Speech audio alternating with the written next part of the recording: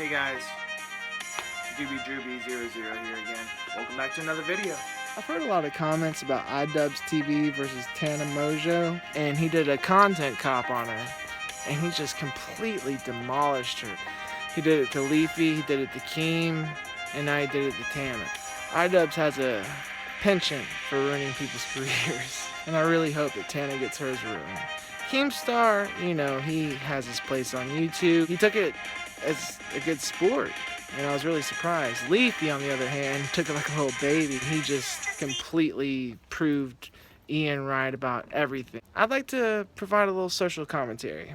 Context is important. Ian always used the N-word and a comedic value, never as hate speech. It was always almost like a meme, because he always says it's either all okay or none of it's okay. And I'm a firm believer in that. You know, it's for comedic effect. Idubbbztv, he is a pure, unadulterated genius. Now, to understand Idubbbz, you have to go back. What we do here is go back. He completely demolished this girl, and he dug up some footage of her using the N-word hatefully. Unlike Ian used it as comedic purpose. Context is important. I have a really good feeling that just like he killed Leafy's channel, just like he killed Keem's channel, Tana Mongeau won't be around too much longer. Just because Ian seems like a really intelligent person. He seems like he knows what he's talking about, not just with YouTube, but with life. He's my age, and yet has accomplished more in his years than I have in mine. But he's worked his ass off for that. Those content cop episodes take more than a month to produce. Mad respect for Idubbbz on that. But a part of me does feel bad for Tana. Okay, I don't really feel that bad. Her storytime videos are cancer. And yes, she did speak the N-word in a hateful context. But I feel like she had no idea what she was digging herself into. She made a tweet saying this. And Ian replied to it with a content cop. Idubbbztv is one of the very few people you want to fuck with on YouTube. He falls in line with TV Filthy Frank, Max Mofo, and Max Mofo 2, as well as anything for views. He is a controversial YouTuber, which is why he gets the clicks, which is why he gets the views, which is why he is so ridiculously successful on YouTube. He is a YouTube god. He is immune to criticism because of his self-deprecation humor. He beats it all to the punch, as well as perfectly articulating very thought out analysis about the YouTubers that he's making fun of. If I could meet one YouTuber on this website, it would be Ian Carter. Idubbbztv. Yes, I love TV Filthy Frank. I feel like Frank wouldn't like me too much. He seems like a really nice guy, but I just feel like I would get on his nerves. I feel like if I were to meet Ian, he'd say, hey, that's pretty good. Fingers crossed. Now, there's this joke by Louis C.K. It's a rape joke. Context is everything. He was not making light of a situation. Humor is found in the darkest places because we as humans are dark. And in a way, I find that jokes like that almost liberate the victim, lifts the stigma, right? And then you have my boy Toby Turner, or Tobuscus, being falsely accused of sexual assault and even rape, which has pretty much ruined his career. Now, April F., she didn't go to the authorities, she went to Tumblr. Since then, Jacqueline Glenn, as well as a handful of other females that have dated Toby, said, yeah, he's an asshole. Yeah, he may be a drug addict, but the one thing he is not is a rapist. That I can believe. I feel like Toby and I are a lot alike. Extremely narcissistic, extremely intelligent, but yet lacking common sense to a T. But that's why I enjoy watching Toby Turner vlogs now. It's almost like looking into a mirror. And I really respect Toby for that. I just kind of wanted to talk about it, as well as Shay Carl sexting an underage cam girl while he preaches Bible quotes as well as family virtues. I know that he struggles with alcoholism his entire life, which honestly I can relate to because of my own story and my past addictions. And I feel like he's on the right track. Shay, shame on you, sir. I just want to talk about my new favorite channel, besides, H3H3 and Ethan and Nealon, John Tron. My favorite YouTuber right now is Cody Co. Cody Co, he has a very unique sense of personality. It's relatable, it's snappy, it's quick, it's funny. And even before YouTube, he was a Vine star. And even before then, he graduated from fucking Duke. Guy's a genius. The last YouTuber I'm going to talk about, Casey Neistat. Honestly, Casey was one of the first YouTubers besides Jack's Films that I started watching religiously. The movies that he makes are extraordinary. There's this movie he made for Nike called Make It Count.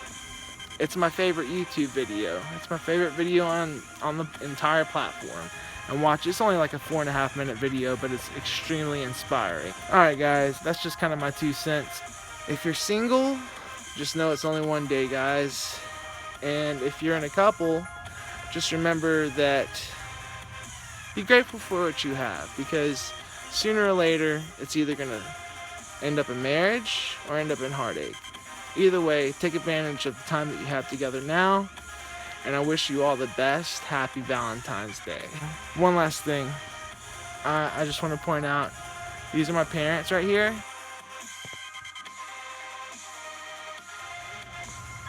They've been together for 38 years, right?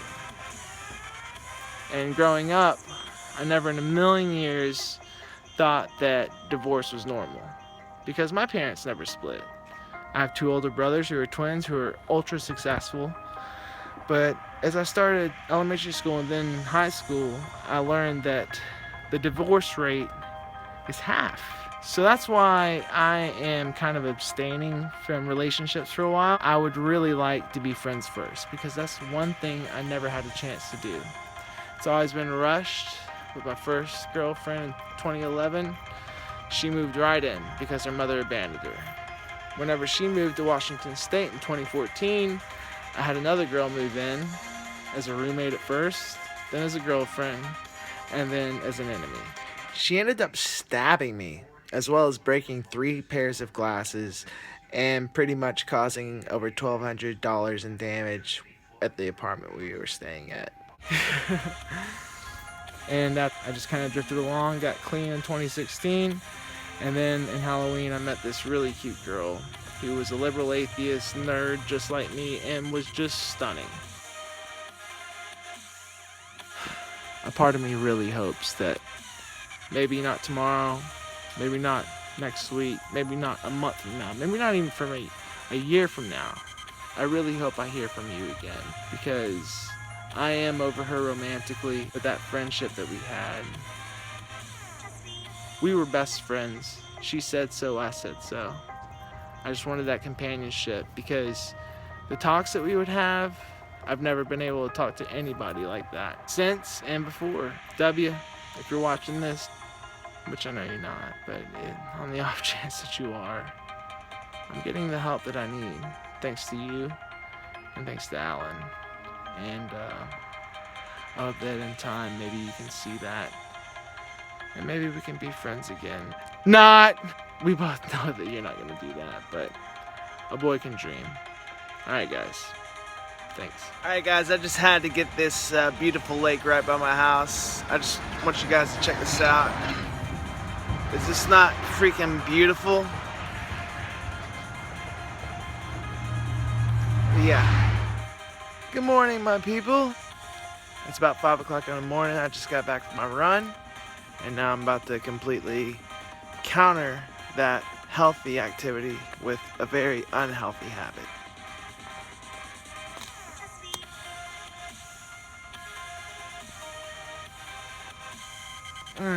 Alright, I've actually got a lot to do today. I'm really in a pinch for cash, so I actually am going down to my local Walmart and gonna talk to the GM there, and hopefully I can get a job.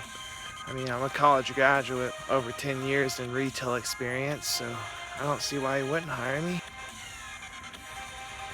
And I really appreciate all the love that you guys have given me here.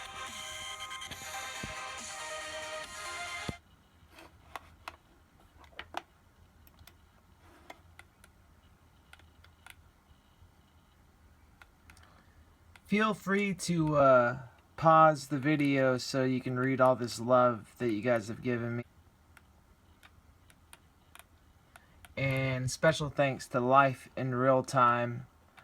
Cora, you are my main inspiration to start my channel. So thanks for all this love, guys.